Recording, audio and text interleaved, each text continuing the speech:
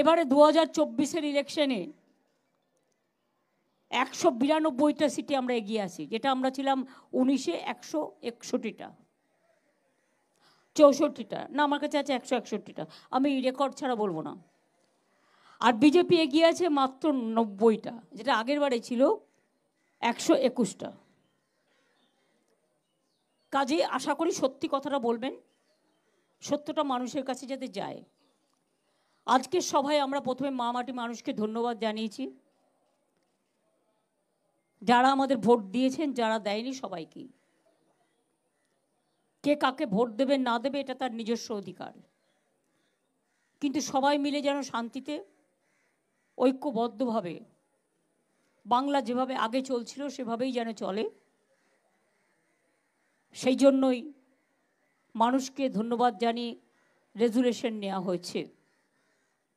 আমরা এই জয়টা ডেডিকেট করব প্রতিবারের মতো 21শে জুলাই, কারণ ওই দিনটা আমাদের শহীদ তর্পণের দিন, ওটা জনগণকে ধন্যবাদ জ্ঞাপনের দিন। এছাড়াও মনে রাখবেন, আমি আর একটা জিনিস মনে করি, মোদিবাবুর হারটা এটা কিন্তু আপনারা তো কেউ এক্সপেক্ট করেননি। ইভেন সাট্টা বাজার, শেয়ার বাজার, এতে বড় স্ক্যাম হয়ে গেছে। এক্সিট পোলের মধ্যে দিয়ে কখনো বা ইলেকশন ডিক্লেয়ার হওয়ার আগেই আপনারা ইলেকশন ডিক্লেয়ার করে দিয়েছেন। It's a big crime.